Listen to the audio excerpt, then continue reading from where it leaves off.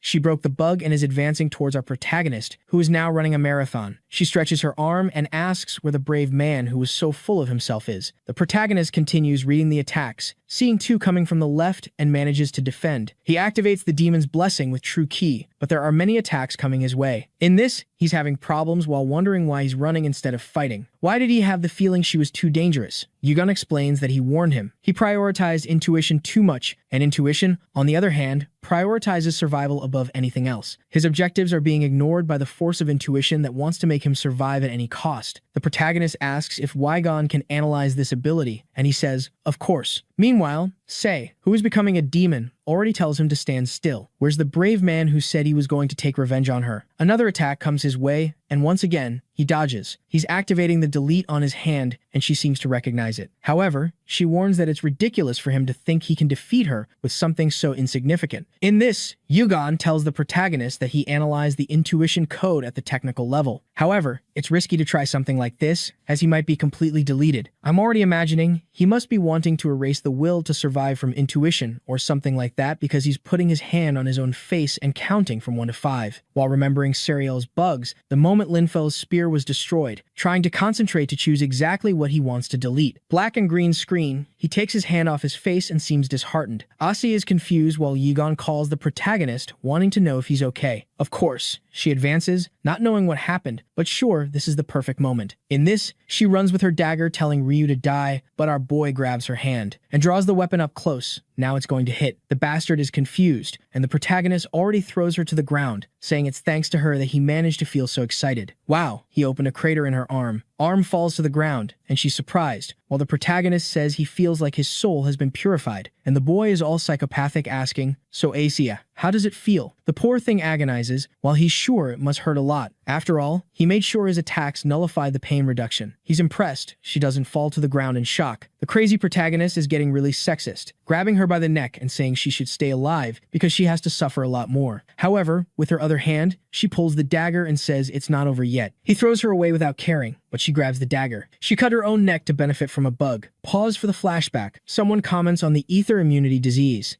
They were sisters. The older sister, Cynthia, and the younger sister, Asia. Basically, this ether disease was something caused by the presence of Yggdrasil. Both little girls were in treatment, but they would probably die this year. People around comment, but if they have this disease, and if it's contagious, it's better to get them out of here as soon as possible. Cynthia takes her sister's hand and says, little sister, let's go back to the hospital. It's okay, we will get better. The man with glasses then appears and comments that at least these children had one stroke of luck. That's because he has great news. The hospital had developed a surgery, and both could be cured. In the operating room, someone comments that this surgery is scary. The deformation in their bodies had advanced a lot. But, of course, there's malice. The doctor is there adjusting his hand, saying, oh, they believe that when the surgery is done, they will have healthy bodies. It's just a shame that's not the case. Screaming in blood, and with that, experiment 248 is finished. The boss asks what the result is, and the man has a bug dagger in his hand, with blood on his face, saying that, as he can see, they couldn't take it and died. And, worse yet, they didn't get any useful information. Damn, is it their bodies? It's not possible. I think I'm confused. The Green Doctor is saying that great achievements are accompanied by great failures. It was to clean everything up that soon they would move to the next stage. The guy sucking up wonders why they are using children for something like this. Everything seemed extremely insignificant. The other doctor tells him to be careful with what he says. If he doesn't understand how crucial this moment is, with this deformed body from the tests, they will finally be able to find what they are looking for. The key to conversion. The girls are lying down. Conversion, if I'm not mistaken, is that they want to send the two into the game. In this, he gives the order to start both simultaneously. When the item was activated, it was to insert 10 centimeters at a time. The poor things lying down realized that everything was actually a lie. While Asia is there, crying, Cynthia is saying not to worry, that she would protect her. And that's when the sack of the burned man starts moving, throwing the doctors against the wall. At this moment, Cynthia gets up and grabs a dagger. The sister is a bit confused while Cynthia knows these guys will use this machine for the experiment. If she can destroy it, they won't be able to do anything against them. She throws herself to stab. She pierces the middle of the machine. Thunder, lightning, explosion in the place. This incident was recorded as a malfunction of surgical equipment, and apparently, Asia survived. The disease that was tormenting her disappeared. When people asked, interacted, she just said she didn't know anything because she had no choice but to hide. Now I'm confused. Cynthia destroyed it, and Asia assumed her identity, and then she started working with the simp fool. She wanted to pretend she didn't know anything and enjoy that happiness. However, there was something much more important she had to do: avenge Cynthia. Back to the moment she cut her neck, blood went everywhere. She started a transformation, screaming while the protagonist was a bit confused. Really, she was persistent. He says he doesn't care, striking again on the head, saying he has to move forward, even if it means ending her. The poor thing calls for Cynthia and hits the ground. What is this? Still holding the arm. This girl doesn't die. When the protagonist turns around, he sees the rest of the guild, including Seven, has arrived. And obviously, the guys aren't very happy with Ryu, warning that if he did this to their comrade, he better be prepared to face the consequences. They walk to help Seven, whose condition isn't 100%, while the protagonist laughs, saying they arrived at a very right moment. Were they hiding by any chance? In this, Seven turns and says it's the first time they meet and introduces himself as the master of the Gaze Guild. While the transformed guy there is cursing him as a scammer, saying he handed over this bug dagger, which was a trash item. Then he jumps to hit him on the head, but someone blocks the attack. At the same time, a sword appears on his back, and Seven tells him to stop interrupting while others are talking. The poor guy is pierced and disconnected. In this, Seven says that this damn Lin's guild always gets involved without thinking, which is annoying, and this was the perfect chance for Bisque to disappear along with them. She may have come a long way without using any bugs, but there's no way she can get out of that place. The poor thing doesn't know what to do. So far, she's only taken a beating. In this, a shot, was it at her? The protagonist is there saying it's good not to ignore him, and Wygon told our boy that the enchantment was removed and the system is back to normal. Seven says he's very impatient. Apparently, he's wanting to be killed by his hands. The protagonist tells him to stop talking and just go for it or let Asia disappear. The blonde responds that, for a stranger, he really is a big talker, but there's no need to be in such a hurry. After all, he's going to die anyway in the end. There are already more than 3 coming from behind the protagonist, but he turns defending the first one. The NPCs were all scared, wanting to know how he was defending against 3 people and still running away. I'm confused. Ryu is running, saying, "Your tricks are obvious to me," but at the same time, he seems a bit scared. Wow, he tore one in half with force. My god. They're wanting to advance to the tree and not to face him. While they say it doesn't matter how strong Ryu is, all they need is for the ghost world to be in their hands. However, the protagonist hears a scream, and when he looks back, the man is standing still, but with the bugs activating. Wow, an arm came out of the tree holding the man by the neck. Wow, look at the damn Gabriel emerging from the tree. Now it's complicated, my dear Ryu. Even you're scared, not knowing what's happening. An attack hits the ground, almost hitting him with a banner.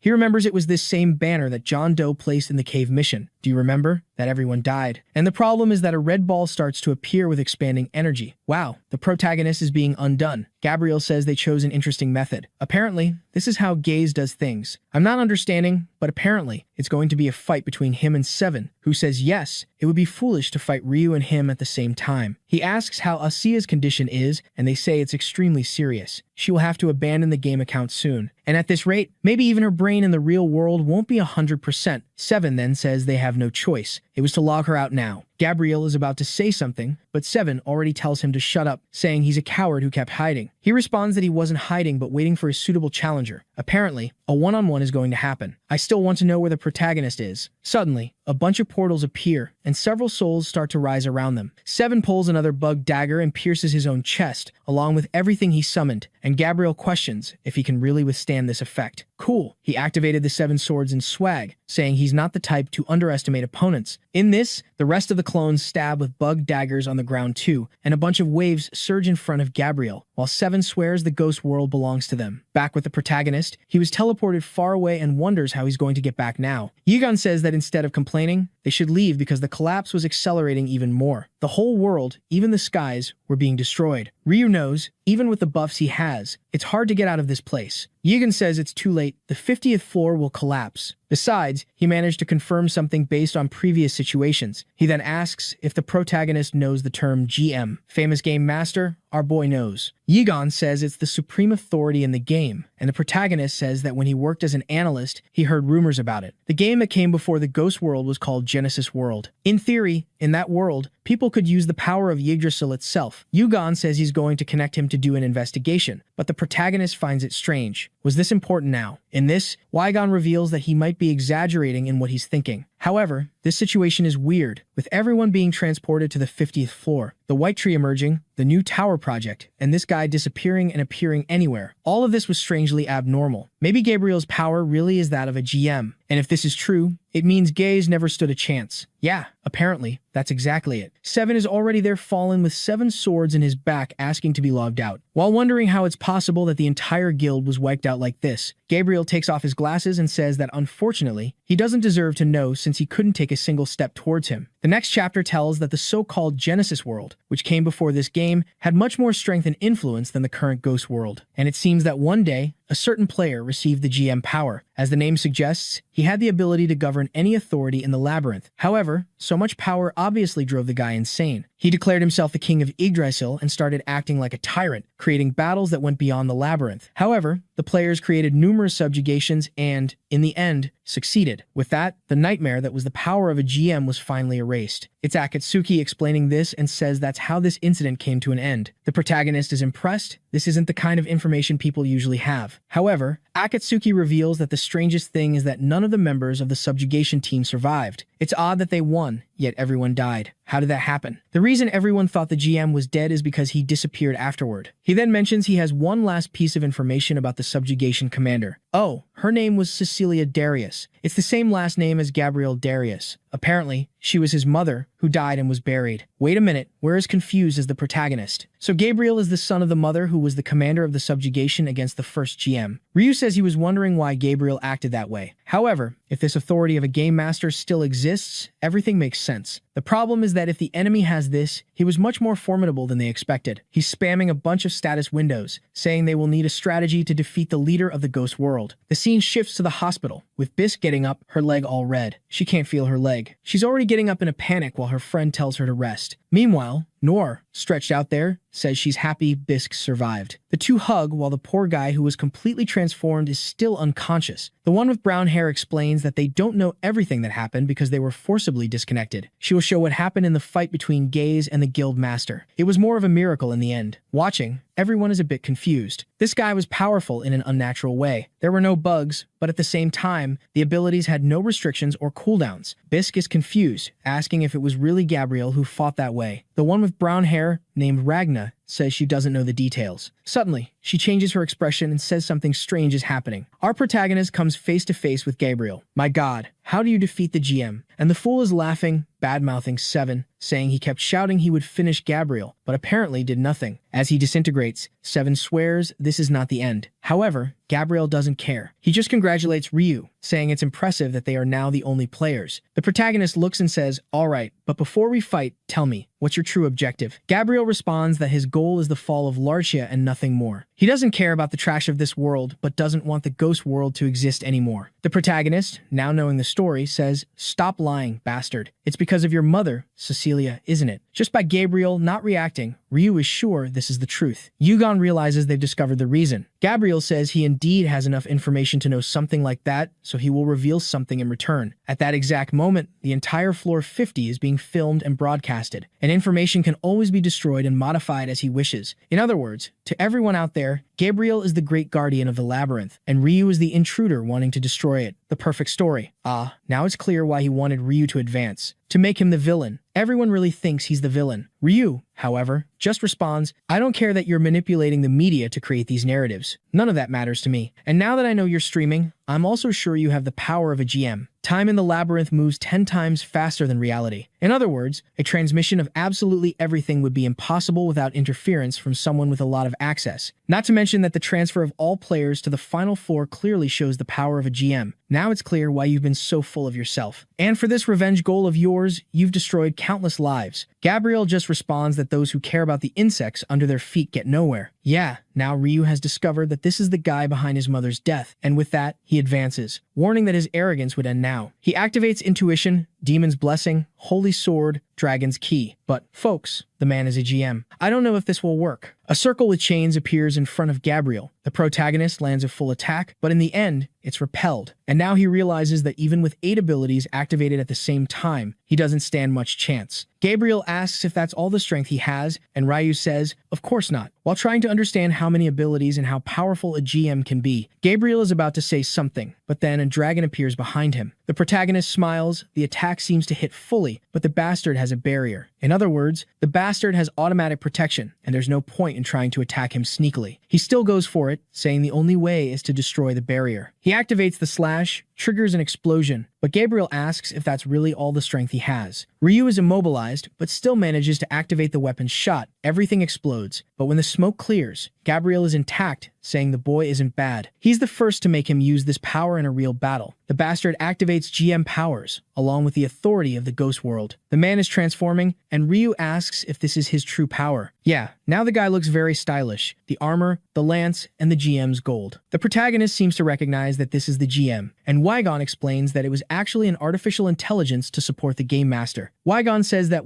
there is his inferior version. The protagonist sees that the robot there is all shiny, well-made, modern, while his tin can is all worn out, wondering if the one over there is really the inferior one. Yugon tells him to say what he's thinking, while the protagonist says he's scared of the fact that they will have to face a GM. How did Gabriel Darius obtain such power? The blondie tells him to stop with these useless questions and go for it. That's because floor 50 was practically evaporated. Just a few more minutes and the ghost world would be completely destroyed by the king of Yggdrasil, and he has no intention of stopping it. And obviously, he's already restricted Ryu's logout because he can't let the boy escape. With that, he activates the lance, saying they will now decide who will have the last laugh. He sends a meteor explosion along with a star arrow, a magna explosion, a lightning blade. The protagonist is scared. Energy goes to the sky, smoke rises, crater, a bunch of rocks, and the protagonist survived. However, he realized that this bastard doesn't even use abilities. Basically, he just defines the protagonist as a target, and things come raining down on him. How is he going to fight someone who has all his movements and techniques adjusted by the system? And here comes Gabriel once again, asking if he's already given up. Wow, our boy speaks, pulled out his SR shield and gave. Just because I said, the shield was completely shattered. The protagonist, poor thing, realizes that all his items from the ghost world are really useless against this guy, and the man is coming with a sequence of 300 magic circles, energy rain towards the protagonist, while the people outside watch in shock at how this guild leader Lindsay was so strong. And it really seems like people think Ryu is the villain, hoping Gabriel doesn't lose and the world collapses. Everyone in the companies is in shock because if the ghost world collapses, all the ethers and items coming from that place will disappear for a while. However, they are also curious to know what kind of ability this is that no one has ever heard of. Meanwhile, Larcia was already banging on the table, confused. He thought the damn GM had disappeared. Apparently, Gabriel had hidden this from the start. But it's okay. As long as the project ends, the game doesn't matter. This man with the hat appears from time to time, never serves any purpose. But he's saying this is getting interesting. He can't take his eyes off the screen. The protagonist continues dodging, and the problem is that it's getting more dangerous. He's got intuition activated along with Eagle Eye to further improve his vision. However, even with these buffs, it still wasn't enough for him to keep up with so many attacks. Another explosion, Gabriel says, Ryu, your effort is futile. Do you really think using smoke will give you any chance? I can see absolutely everything. You should have realized that this kind of attack will never work. The protagonist, even being seen in the smoke, fires a shot, but Gabriel defends easily, saying he really underestimated a guy like him. But what he didn't expect is that along with the attack, some grenades came over him. Gabriel seems to take a bit of damage but says that a shop item is useless. Our boy activates another explosion of the blooming of the Peace Destroyer's sword. My god, it seemed like it was going to hit, but it went through Gabriel. Appeared behind to give another hit to the head. Wow, hold on. Did he really take the head off? Seriously, he's there. Did I win? But, of course not. The bastard has a phoenix feather, SR rank, which allows him to be resurrected once. The protagonist remembers he also had one of those items, and Yugon comments that Gabriel must have access to all the items in the game. Gabriel is confused. Something is wrong. How was Ryu using a technique from another labyrinth? The protagonist wants to know why the bastard didn't feel any pain, because he responds that pain isn't enough to discourage him. He raises his arm, activates Meteor Key, and says enough. It was time to activate the overlay of characteristics. The man has fire damage, water damage, lightning damage, wind damage. My god. While the protagonist is there, the same as always. Limit Break, Peace Destroyer. But unfortunately, Gabriel's power was on a completely different level from his. But at the same time, the blondie is impressed. The bastard was perfectly blocking the timing of all abilities. He has no choice to solve this. Once again, Ryu charges forward, saying he will create another opportunity. He stretches the weapon, activates the demon's blessing, sword mastery, eagle eye, but suddenly,